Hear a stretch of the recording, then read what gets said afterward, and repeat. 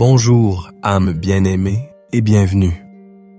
Bienvenue, non pas dans une simple vidéo, mais dans un sanctuaire, un espace sacré, mis à part pour vous et pour le roi des rois.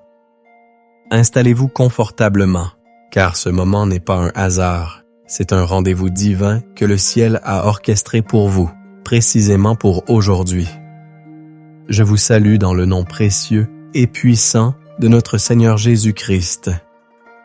Prenez une profonde inspiration et sentez déjà la présence du Saint-Esprit qui commence à remplir le lieu où vous vous trouvez. Nous nous rassemblons ce matin sous l'ombre d'une parole éternelle, un cri du cœur qui a traversé les millénaires pour venir nous trouver dans notre propre désert, le psaume 63, et plus particulièrement son premier verset, « Ô Dieu, tu es mon Dieu, je te cherche. Mon âme a soif de toi. Mon corps soupire après toi, dans une terre aride, desséchée, sans eau. » Ces mots, écrits par un roi dans son exil, vont devenir notre ancre, notre boussole et notre chant ce matin. Le thème central, la promesse que Dieu dépose dans votre esprit en cet instant, est celui du renouvellement de la passion. Nous allons adresser ensemble cette saison de froideur spirituelle, ce sentiment de distance que vous avez pu ressentir dans votre relation avec Dieu. Je veux vous le dire avec toute l'autorité et l'amour que Dieu met en moi. Ce temps que nous allons passer ensemble est prophétique. Ce n'est pas une simple écoute passive. C'est une participation active à votre propre restauration. Si vous restez jusqu'au bout, si vous vous engagez de tout votre cœur dans chaque parole, chaque prière, chaque moment de silence, je vous promets, au nom de l'Éternel des armées, que le feu qui sommeillait en vous sera ravivé. La source tarie recommencera à couler.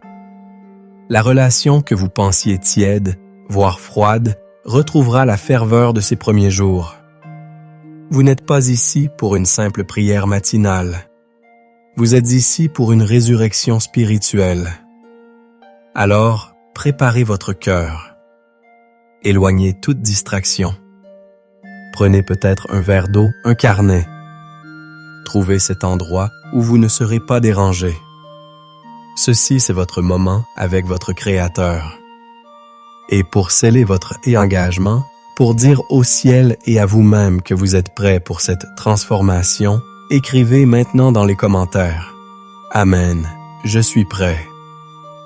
Que le Seigneur vous bénisse et ouvre les écluses des cieux sur vous. Permettez-moi de m'adresser directement à votre cœur avec la plus grande tendresse, car je sais, l'Esprit me le révèle, le poids que vous portez.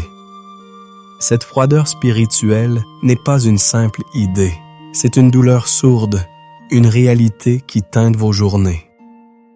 Elle commence souvent dès le réveil. Vous ouvrez les yeux et le premier réflexe n'est plus ce soupir d'amour pour votre Créateur. C'est le téléphone. Le flux infini des notifications, des nouvelles, des vies apparemment parfaites des autres. Le silence du matin, autrefois rempli de murmures de prières, est maintenant comblé par le bruit du monde. Vous vous levez, déjà fatigué, déjà sous pression. La prière devient une tâche sur une liste, cochée à la hâte entre le café et le départ pour le travail. Les mots sont là, mais le cœur n'y est plus. Vous récitez des formules apprises, mais la conversation intime, ce cœur à cœur passionné que vous connaissiez, semble un lointain souvenir. Vous lisez votre Bible, et les lettres restent sur la page. Elles ne dansantent plus pour révéler le visage de Christ. C'est comme manger un repas sans saveur. Vous savez que c'est bon pour vous, mais le plaisir, la joie, la nourriture réelle ont disparu. Cette douleur est insidieuse. Elle s'accompagne d'une culpabilité tenace. Vous vous souvenez des jours de ferveur, de ces moments où la présence de Dieu était si palpable que vous pouviez presque la toucher. Vous vous souvenez de ces louanges qui vous arrachaient des larmes de joie, de ces prières qui semblaient ébranler les fondations de votre chambre. Et la comparaison avec ce passé glorieux rend le présent encore plus terne, encore plus décevant. Le diable, l'accusateur, en profite pour murmurer à votre oreille. Tu vois, tu as perdu la flamme. Tu as déçu Dieu. Il s'est éloigné de toi et vous finissez par y croire. Cette froideur a des racines profondes. Parfois, elle vient d'une déception non résolue. Une prière que vous avez l'impression que Dieu n'a pas exaucée. Une épreuve qui a duré si longtemps que votre espérance s'est érodée, laissant place à une sorte de résignation cynique. Pourquoi crier vers un ciel qui semble de bronze? Parfois, elle naît de l'épuisement. Le fameux burn-out. Vous avez tant donné, tant servi, tant travaillé que votre âme, votre esprit et votre corps sont à sec. Vous êtes comme une bougie qui a brûlé par les deux bouts et il ne reste plus de cire pour alimenter la flamme. Le monde moderne nous pousse à cette limite, nous fait croire que notre valeur réside dans notre productivité, même dans le service de Dieu. Nous oublions que Marie, assise aux pieds de Jésus, a choisi la bonne part, celle de la relation avant l'action. Pour d'autres encore, cette distance s'est installée à cause d'un péché non confessé, d'une amertume entretenue, d'un manque de pardon qui agit comme un poison, durcissant le cœur et rendant l'âme imperméable à la douce pluie de l'esprit. Ou peut-être, plus simplement, c'est la routine. L'habitude. La vie chrétienne est devenue une religion, un ensemble de rites, plutôt qu'une romance divine. La passion a cédé la place à la performance. La spontanéité a été remplacée par la structure. Et votre âme crie en silence, affamée d'authenticité, assoiffée de la présence réelle. Vous vous sentez comme le psalmiste qui s'écriait « Pourquoi t'as battu mon âme et gémis-tu au-dedans de moi ?» Psaume 46. Vous êtes las et chargé, et vous aspirez à ce repos que Jésus a promis dans Matthieu 11, 28. Mais vous ne savez plus comment y accéder. Votre âme est comme un enfant sevré, qui ne lutte plus, mais qui reste dans un calme résigné, comme le décrit le psaume 131, 2. La lutte a cessé, mais la passion aussi. C'est un état dangereux, un état de tiédeur que le Seigneur vomit de sa bouche. Mais je suis ici pour vous dire que votre situation n'est pas une fatalité. Le fait même que vous ressentiez cette douleur est la preuve que l'Esprit de Dieu en vous n'a pas dit son dernier mot. Cette soif, même si elle est douloureuse, est un cadeau. C'est l'appel de Dieu qui vous tire hors de votre désert. Il voit votre terre aride. Il voit votre âme desséchée. Il entend le soupir silencieux de votre corps. Et ce matin, il est venu avec des fleuves d'eau vive, non pas pour vous juger, mais pour vous restaurer complètement. Pour comprendre la solution divine à notre sécheresse, nous devons nous plonger corps et âme dans la richesse du psaume 63. Ce n'est pas une poésie abstraite, c'est le journal de bord d'un homme en crise, David, qui a trouvé la source au milieu du désert le plus aride. Le contexte est crucial. La tradition nous dit que David a écrit ce psaume alors qu'il fuyait son propre fils, Absalom, dans le désert de Juda. Imaginez la scène. Ce n'est pas un désert métaphorique. C'est un lieu réel, hostile, brûlant le jour, glacial la nuit, sans eau, rempli de dangers. David a tout perdu. Son trône, sa sécurité, sa famille est déchirée. Il est trahi, humilié, et sa vie est menacée. Dans cette situation désespérée, quel est son premier cri? Pas « Dieu, sauve-moi de mes ennemis ». Pas « Dieu, rends-moi mon royaume ». Son premier cri est infiniment plus profond, plus intime. « Ô Dieu, tu es mon Dieu ».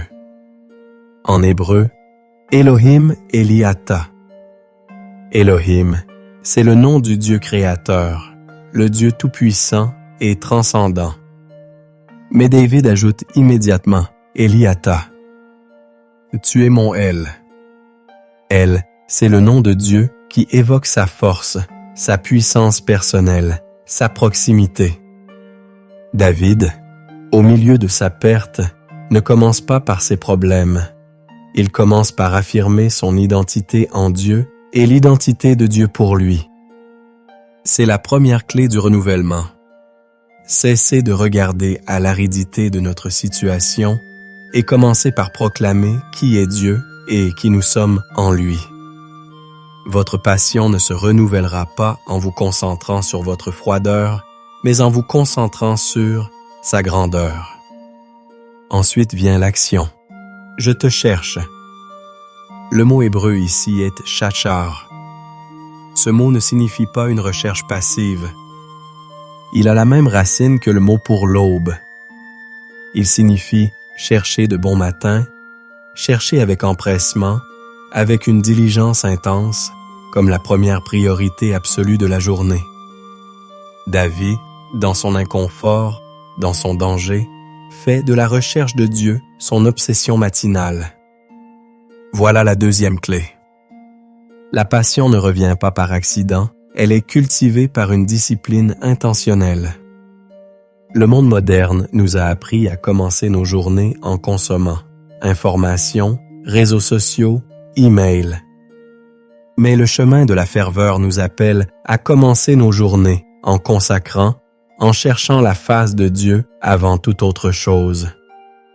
C'est un choix radical qui reprogramme notre âme pour désirer Dieu plus que tout.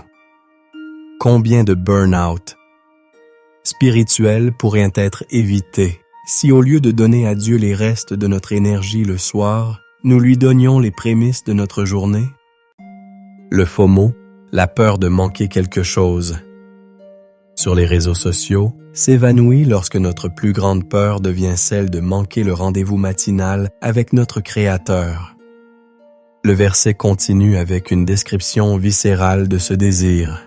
« Mon âme a soif de toi, mon corps soupire après toi. » La soif, en hébreu, tsama, n'est pas un petit désir.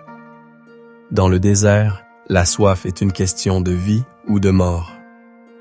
David dit que son besoin de Dieu est aussi vital que l'eau pour un homme mourant de déshydratation.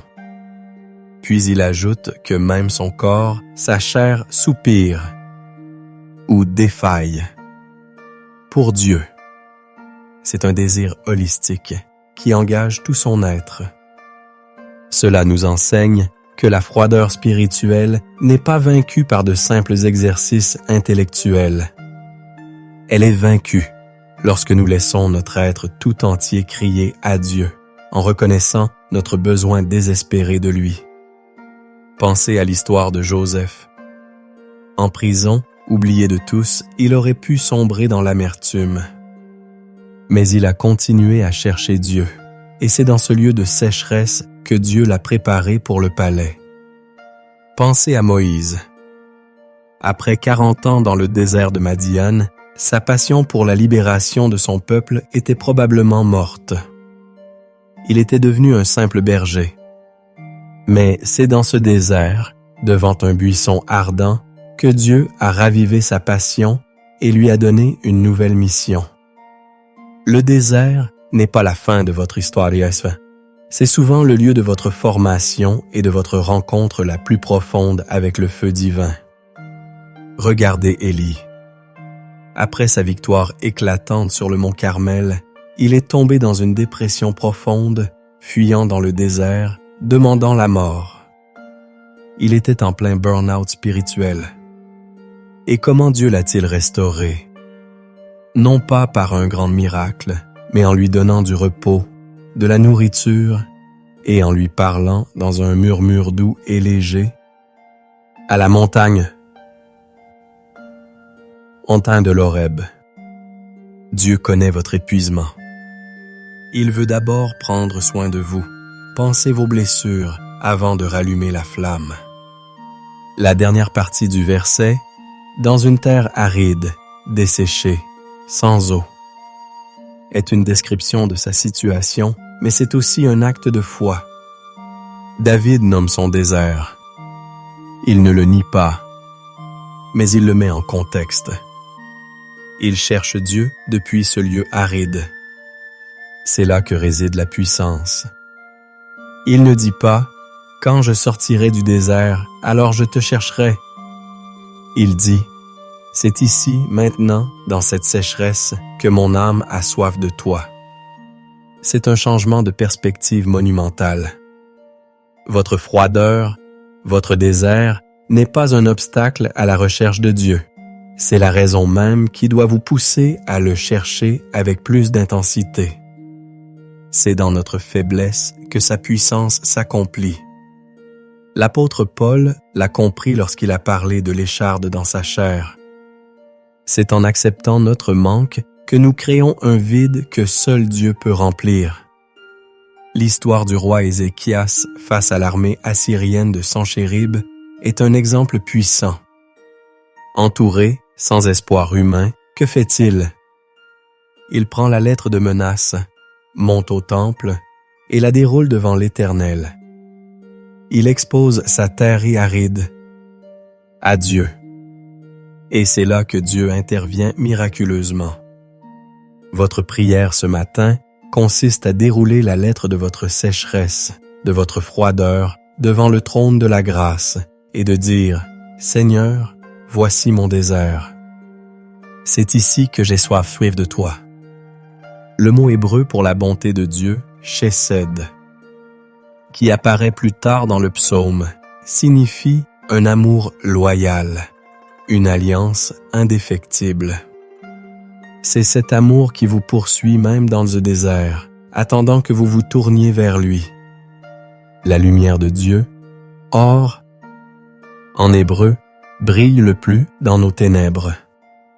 Son salut, Yeshua, est le plus visible lorsque nous sommes perdus, et sa forteresse, Maoz, est la plus appréciée lorsque nous sommes attaqués. Votre désert actuel est la scène parfaite pour la plus grande démonstration de la gloire de Dieu dans votre vie. Maintenant, avant que nous n'entrions dans le temps de prière le plus profond, il est essentiel de préparer le terrain de notre cœur. Nous ne pouvons pas nous précipiter dans le Saint des Saints. Il y a une préparation, une sanctification nécessaire. Je vous invite à changer de posture, non seulement physiquement si vous le pouvez, mais surtout intérieurement. Passez de l'état d'écoute à un état de conversation, d'offrande. La première étape est la repentance. Demandons pardon au Seigneur pour les fois où nous avons laissé le monde étouffer notre passion pour lui, pour les fois où nous avons choisi la distraction plutôt que la dévotion, le bruit plutôt que sa voix. La Bible nous dit dans 1 Jean 1:9, « Si nous confessons nos péchés, il est fidèle et juste pour nous les pardonner et pour nous purifier de toute iniquité. » Prenez un instant pour confesser silencieusement ces choses au Seigneur. La deuxième étape est le pardon. Nous devons pardonner aux autres, mais aussi nous pardonner à nous-mêmes. L'amertume est une ancre qui nous maintient dans le port de la sécheresse. Matthieu 6,15 est clair. « Mais si vous ne pardonnez pas aux hommes, votre Père ne vous pardonnera pas non plus vos offenses. » Relâchez maintenant toute personne, toute situation qui vous a blessé. Libérez-les et libérez-vous par la même occasion. La troisième étape est la consécration. Il s'agit de présenter à Dieu votre cœur tel qu'il est, froid, fatigué, aride. Ne prétendez pas. Ne vous cachez pas. Offrez-lui votre sécheresse comme une offrande. Dites-lui, « Seigneur, je n'ai pas grand-chose à t'offrir aujourd'hui, mais je t'offre mon vide pour que tu le remplisses. Je t'offre ma tiédeur pour que tu l'enflammes. » Comme le dit Jacques 5,16, la prière fervente du juste a une grande efficace. C'est en nous approchant avec un cœur vrai et purifié que notre prière acquiert sa pleine puissance. Alors, respirez profondément. Expirez la distraction, la culpabilité, le ressentiment. Inspirez sa grâce, son pardon, sa présence. Votre cœur est maintenant prêt à s'unir au mien dans une prière qui va faire trembler les portes de l'enfer et ouvrir les écluses des cieux. Père éternel, Elohim, Créateur du ciel et de la terre, nous venons devant ton trône de grâce ce matin, non pas en vertu de nos propres mérites, mais par le sang précieux de l'agneau, Jésus-Christ. Nous nous prosternons devant toi, le Dieu qui est esté. Tu es la lumière de notre vie. Or, celui qui dissipe toutes ténèbres, toute confusion, toute dépression. Tu es notre salut, Yeshua, notre libération, notre victoire sur le péché et la mort. Tu es la forteresse de notre vie, Maoz, notre refuge inébranlable, notre citadelle imprenable face aux tempêtes et aux attaques de l'ennemi. Ce matin, nous choisissons de t'élever au-dessus de nos sentiments, au-dessus de notre froideur, au-dessus de notre désert. Tu es le Dieu de David, le Dieu de Moïse, le Dieu d'Élie. Tu es le même hier, aujourd'hui et éternellement. Ta fidélité ne dépend pas de notre ferveur, mais ta ferveur est toujours disponible pour ranimer notre fidélité. Nous te louons parce que tu es le Dieu qui habite, Shakan, au milieu des louanges de ton peuple. Alors nous choisissons de bâtir un autel de louanges ici et maintenant. Reçois notre adoration, ô Roi de gloire.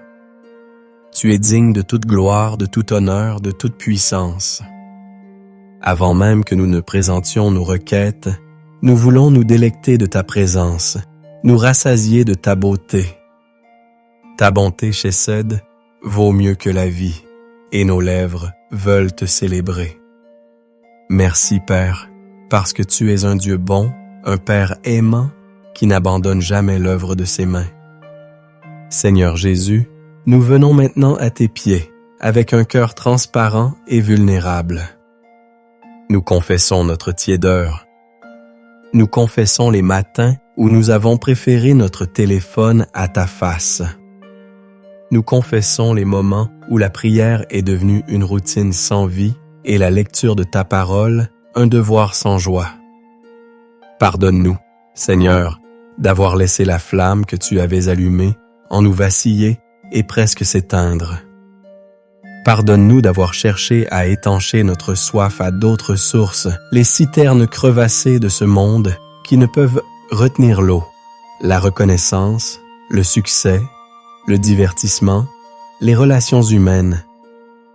Nous confessons notre autosuffisance, notre orgueil qui nous a fait croire que nous pouvions vivre notre vie chrétienne par nos propres forces. Nous déposons à tes pieds notre épuisement, notre fatigue spirituelle, notre cynisme, notre déception. Nous te remettons cette douleur sourde de la distance, ce sentiment d'être un étranger dans la maison du Père. Lave-nous, purifie-nous par ton sang précieux. Crée en nous un cœur pur, ô Dieu, et renouvelle en nous un esprit bien disposé. Ne nous rejette pas loin de ta face, ne nous retire pas ton Esprit Saint. Rends-nous la joie de ton salut et qu'un esprit de bonne volonté nous soutienne. Nous nous abandonnons entièrement à toi. Prends notre cœur de pierre et donne-nous un cœur de chair, sensible à ta voix, vibrant pour ta présence. Maintenant, Père, au nom de Jésus, nous nous approprions les promesses de ta parole. Nous proclamons avec David, « Ô Dieu, Tu es mon Dieu. Je déclare que tu es mon Dieu personnel, intime, engagé dans ma vie. Je te cherche de bon matin, je fais de toi la priorité de ma journée, de mes pensées, de mon cœur. Je déclare que mon âme a soif de toi. Je refuse l'apathie. J'éveille en moi, par le Saint-Esprit, une soif sainte, une faim inextinguible de ta présence. Mon corps soupire après toi. Je consacre mon corps comme le temple du Saint-Esprit et je commande à chaque cellule de mon être de désirer son Créateur. Je reconnais que je suis dans une terre aride, mais je déclare que c'est dans ce désert que je verrai ta puissance et ta gloire. Je proclame que je te contemplerai dans le sanctuaire. Je déclare que ta bonté vaut mieux que la vie et que mes lèvres te célébreront. Je déclare que je te bénirai donc toute ma vie, j'élèverai mes mains en ton nom. Je déclare que mon âme sera rassasiée comme de mes gras et succulents, et que ma bouche te célébrera avec des cris de joie. Je déclare que lorsque je penserai à toi sur ma couche, je méditerai sur toi pendant les veilles de la nuit. Car tu es mon secours, et je suis dans l'allégresse à l'ombre de tes ailes. Mon âme est attachée à toi, ta droite me soutient. Je proclame que ceux qui cherchent à m'ôter la vie iront dans les profondeurs de la terre, ils seront livrés au glaive, ils seront la proie des chacals. Mais moi, le roi, je me réjouirai en Dieu. Gloire à toi, Seigneur. Et au nom puissant de Jésus-Christ, nous entrons maintenant dans le combat spirituel. Nous prenons le bouclier de la foi, mentionné dans Éphésiens 6:16, pour éteindre tous les traits enflammés de l'ennemi. Nous éteignons les flèches du doute, de la culpabilité, de la condamnation, de l'accusation. Nous déclarons selon Ésaïe 54:17 que toute arme forgée contre nous sera sans effet, et toute langue qui s'élèvera en justice contre nous, nous la condamnerons. Nous renversons les forteresses de pensée qui se sont érigées dans notre esprit. La pensée que Dieu est loin, la pensée que nous ne sommes pas assez bien, la pensée que notre passion ne reviendra jamais. Selon 2 Corinthiens 10:5, nous amenons toute pensée captive à l'obéissance de Christ. Nous brisons tout pacte intérieur que nous avons fait avec l'apathie, la paresse passive et spirituelle, la tiédeur. Nous renonçons à l'esprit de ce monde, à l'esprit de distraction. Nous fermons les portes de notre âme à tout ce qui cherche à voler notre premier amour pour Jésus. Nous lions l'esprit de lourdeur, de dépression, de fatigue chronique qui nous empêche de chercher la face de Dieu. Et nous décrétons une liberté nouvelle, un zèle nouveau, un feu nouveau sur notre vie. Que le feu du Saint-Esprit consume maintenant toute paille, tout bois, tout foin dans notre vie, et qu'il ne reste que l'or, l'argent et les pierres précieuses. Père céleste, maintenant que le terrain a été déblayé, nous te demandons une effusion fraîche de ton Saint-Esprit. Remplis-nous à nouveau jusqu'à déborder. Comme la pluie tombe sur une terre desséchée, que ton esprit descende sur nous et pénètre chaque parcelle de notre être. Remplis notre esprit de pensées de foi, d'espérance et d'amour. Remplis notre âme de ta paix qui surpasse toute intelligence, de ta joie qui est source, qui est notre force. Rétablis les années que les sauterelles ont dévorées. Restaure notre passion, notre zèle, notre amour pour toi et pour les âmes perdues. Redonne-nous des yeux pour voir comme tu vois, des oreilles pour entendre ce que l'Esprit dit à l'Église et un cœur qui bat au rythme du tien. Nous te demandons la sagesse pour organiser nos journées autour de ta présence. Nous te demandons la force pour dire non au monde et oui à ton appel. Fais de nous des buissons ardents, des hommes et des femmes tellement remplis de ta présence que nous mettons le feu partout où nous allons, non pas par notre propre force, mais par ton esprit qui vit en nous. Viens, Saint-Esprit. Viens, Esprit de Dieu. nous avons soif de toi. Maintenant, pendant un court instant, je vous invite au silence le plus complet. Ne dites plus rien. Cessez de penser. Concentrez-vous simplement sur votre respiration. Inspirez profondément sa présence et expirez votre fardeau. Dans ce silence, tendez l'oreille de votre cœur. Soyez à l'écoute.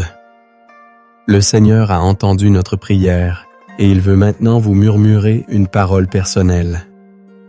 Une parole d'amour, d'encouragement, de direction. Ne cherchez pas à entendre une voix audible, mais soyez attentif à une impression, une pensée, un verset qui monte dans votre esprit. Accueillez ce qu'il vous donne. C'est un trésor. Dieu parle à votre cœur. Maintenant, recevez ces paroles prophétiques que je déclare sur votre vie, au nom de Jésus. Je parle directement à votre esprit. Dans votre vie spirituelle, je déclare que vous n'êtes plus un esclave de la routine, mais un ami de Dieu. Vous entendez sa voix comme une brebis entend la voix de son berger, selon Jean 10, 27. Votre passion pour lui était renouvelée et votre zèle pour sa maison vous dévore. Concernant votre santé, je déclare que la fatigue spirituelle qui pesait sur votre corps physique est brisée. Par les meurtrissures de Jésus, vous avez été guéris, comme le dit Ésaïe 53, 5. Je libère sur vous une énergie divine, une vitalité nouvelle pour servir le Seigneur avec force et vigueur. Pour vos finances, je déclare que l'Éternel vous ouvrira son bon trésor, le ciel, pour envoyer la pluie en son temps et pour bénir tout le travail de vos mains. Vous prêterez et vous n'emprunterez point. Vous serez la tête et non la queue, selon Deutéronome 28, 12, 13. Votre provision est assurée, car vous cherchez premièrement le royaume. Dans votre famille, je déclare que tous vos fils seront disciples de l'Éternel, et grande sera la prospérité de vos fils, comme le promet Ésaïe 54, 13. Votre foyer devient un havre de paix, un centre de réveil, où la présence de Dieu demeure. Quant à votre destinée et votre appel, je déclare que vous marchez avec assurance dans les œuvres bonnes que Dieu a préparées d'avance pour vous, car vous êtes son ouvrage, créé en Jésus-Christ, selon Éphésiens 2:10. La confusion se dissipe, la vision devient claire. Pour votre protection quotidienne, je déclare que l'Éternel gardera votre départ et votre arrivée, dès maintenant et à jamais, comme l'affirme le psaume 121:8. Aucun mal ne vous arrivera, aucun fléau n'approchera de votre tente. Enfin, pour votre âme, je déclare que le Dieu d'espérance vous remplit de toute joie et de toute paix par la foi pour que vous abondiez en espérance par la puissance du Saint-Esprit, selon Romains 15, 13. Recevez-le maintenant et, pour sceller tout cela, recevez la bénédiction d'Aaron. Que l'Éternel vous bénisse et qu'il vous garde. Que l'Éternel fasse luire sa face sur vous et qu'il vous accorde sa grâce. Que l'Éternel tourne sa face vers vous et qu'il vous donne la paix. Au nom du Père, du Fils et du Saint-Esprit. Amen. Bien-aimés, nous arrivons au terme de ce temps sacré. Sentez cette paix, cette chaleur qui a remplacé la froideur. C'est l'œuvre du Saint-Esprit. C'est l'œuvre du Saint-Esprit. La promesse de Dieu est véritable. Le feu a été ravivé. Mais un feu a besoin d'être entretenu. Je vous encourage vivement à ne pas laisser cette expérience n'être qu'un moment isolé. Faites de cette prière votre prière pendant les 7 prochains jours. Revenez à cette vidéo chaque matin jusqu'à ce que la discipline de la recherche matinale de Dieu devienne une seconde nature, une passion renouvelée et durable. Le changement ne vient pas d'un seul événement, mais d'une nouvelle direction maintenue avec constance. votre témoignage est puissant.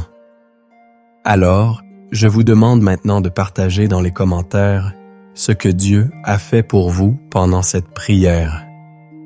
Votre histoire encouragera des milliers d'autres personnes qui se sentent dans le même désert.